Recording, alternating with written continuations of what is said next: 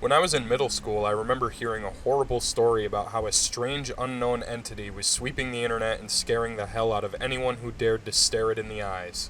The Slender Man. This name should ring anyone's bells that owned a computer or a cell phone during their teen years, or at least it should. The myth of the Slender Man was one that could be traced all the way back to the Photoshop age, as stated by BBC.com. From the very beginning, it was intended to be a meme, in the original sense of a replicating idea. That's right, the famous tall, skinny piece of shit was just a myth, nothing more. However, this didn't stop the internet from going crazy over the idea of the Slender Man. His suit and tie, his ominous tentacles that wriggle from his back, the fact that he doesn't even have a face, it was pretty scary stuff back then. Of course, if I'm going to talk about Slender Man, I need to also mention a few of the early memories I have involved with him in general. No, I've never seen him or anything crazy like that. I'm not going to try to convince you that this thing is real or fake. That's up to you, I guess. I just don't think it would be right to ignore the influencers that paved the way for Slender Man's popularity, like the documentary series known as Marble Hornets. I don't know much about the films themselves, so please forgive me if I'm wrong at all, but what I remember is they were nothing but a college project that a group of creative friends designed to make the myth of the Slender Man come to life. There was also a widely famous audio recording of a supposed Slender Man kidnapping from inside a police station.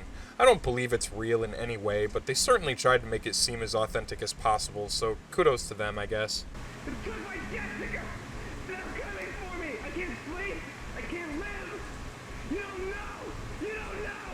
Oh God! Oh God! It's right! Calm down! It's right there! Behind you!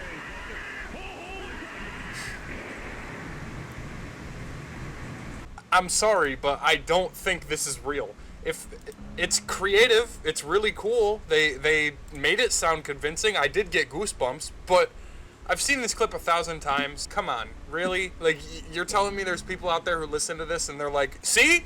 He's fucking real, I told you. No, I didn't see anything.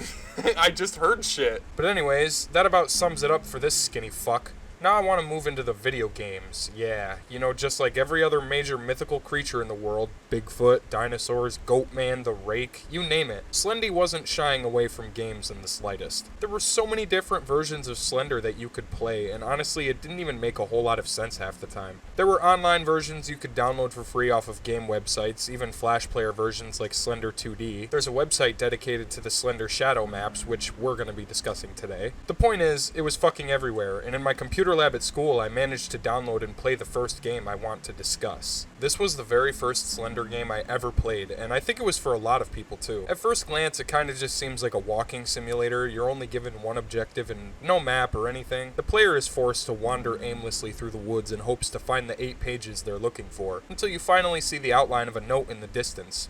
Once you pick it up, well, things start happening.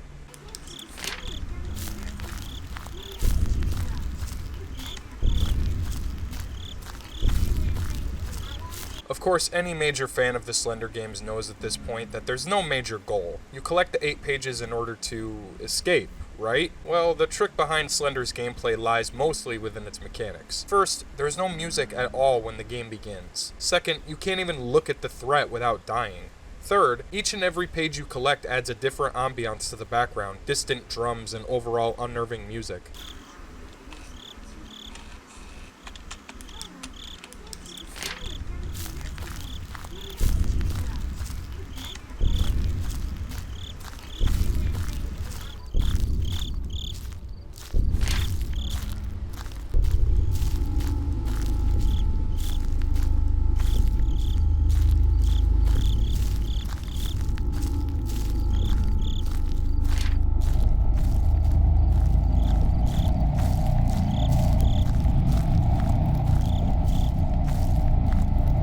For its time, I'd like to think it was the scariest game released. If you wander around long enough, your flashlight will eventually die. This acts as a timer for the player because you can't see fuck all without it, but if you take too long hunting down the pages, you're screwed. In the original game, there are a total of 10 locations, each with a possible spawn of 8 different pages. Scattered through the forest, newbies were shivering their timbers as they walked aimlessly into the Slender Man's grasp. It's easy to get turned around and lost, so keeping a map is handy. After some intense training and reading some guides online, you can collect all the pages easily and memorize the layout with practice. Once you collect the final page, you'd think that you're good to go. What an iconic fucking jump scare, honestly. That shit gave me nightmares for years when it first happened to me. It's been referenced in so many memes since the game's release, it's on the same level of horrifying as Five Nights at Freddy's, in my opinion.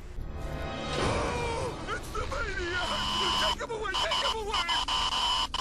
The first game is a classic, and I don't think anybody's gonna argue with me when I say that for the time that it was made, it scared the shit out of us. Well, that's the first Slender game covered, but what about the other ones? That's right. There are probably so many fucking Slender games out there today, it would be crazy to analyze them all, so I'm only going to be focusing on a few of them. Next up on our list is another infamous title, Slender Hospice. This was the sequel to the first game, and keep in mind, I'm not going in specific order of which games came out next. This is just going to be a Mod Podge. Introducing a new environment for the player to explore with an abandoned hospital as the setting. It seemed like the more Slender games that released, the higher they performed for us young players. No longer tied down by the darkness of the foggy forest, we're now restricted to tight corridors and long hallways that repeat like a maze. I can appreciate the amount of effort they went through to introduce a new map for the game, complete with a new soundtrack when collecting the pieces of a poem. Yeah, instead of the 8 pages, it's just poem scriptures this time. Man, I'm doing pretty fucking good.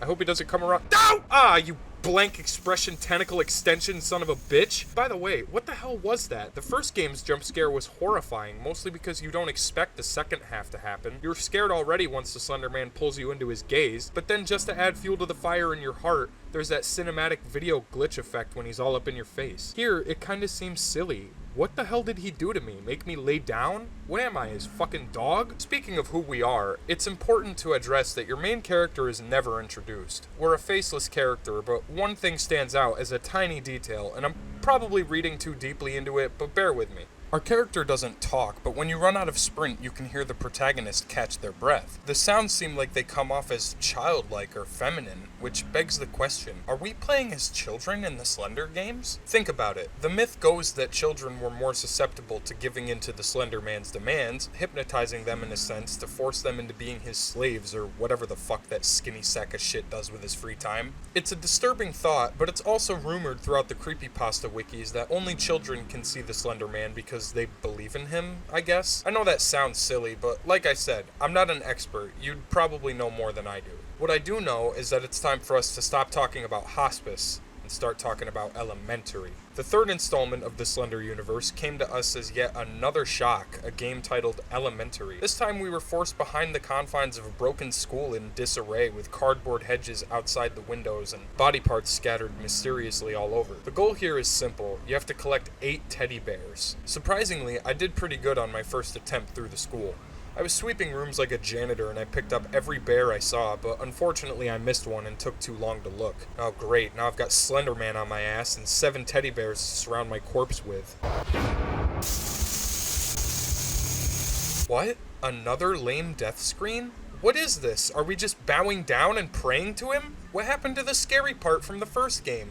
Anyways, that's Elementary. We may have graduated, but unfortunately we're moving straight into the psych ward. Sanatorium is the last Slender game I remember playing, and to be honest it feels very similar to Elementary and Hospice. The map layout doesn't seem like it changed much, and it's oddly bright throughout the facility. I guess this is the first Slender game that had a totally pointless flashlight since everything's so crystal clear. This was also a pretty tough one due to the map's size. I mean, fuck. I'd almost expect Slendy to have a 6-pack and gorgeous thighs for navigating this place all day. It's pretty easy to get lost here. Anyways, I died pretty quickly and decided to move on, which brings us to the next game. The final Slender game I'm going to be covering was the most creative one yet, Slender Mansion. The reason I say that is because it's more than just a maze. There are light puzzle-solving elements involved with collecting the pages you need, including finding keys for certain doors so you can navigate a little easier, staying one step ahead of the skinny bastard. One thing that remains consistent throughout all of the Slenderman shadow maps is how scary it becomes once you see Slender. Even if it's for half a second, seeing him always made me flinch like a fly trying to avoid a spider's webs, and I think that's why the charm in these games still exists. Think of it like this, Slender was popularized before we had such major gems like Outlast and even the Silent Hill PT demo, so this idea of running away from the threat without defending yourself was already in play, but made much more freakish due to the supernatural elements of the Slenderman persona. In fact, I dare even say that I don't think this genre of horror is dead.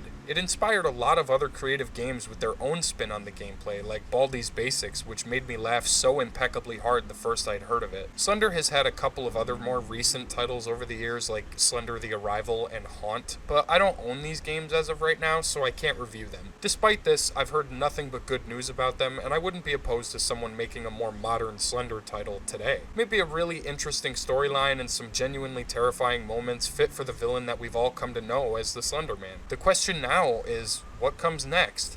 I could be in the minority, but I don't think anyone makes Slender games anymore, at least not in the style of the old games. Regardless, I think we've seen how far Slender is willing to go, and I think it can only go up from here. Although I must say, I have never seen a decent, no, not even a semi-decent Slender movie. I don't know, unless you've seen one that I might like. But unfortunately, that's about all the time I have to discuss Slender today, my friends. I will be returning again soon with something special. In the meantime, watch your back. They say the more you talk about the Slender Man, the stronger he becomes. Thank you to everyone who has subscribed to our channel, and thanks for checking out this video. Leave a Like, comment, and since we're on the subject, enjoy yourself. Enjoy yourself. enjoy yourself.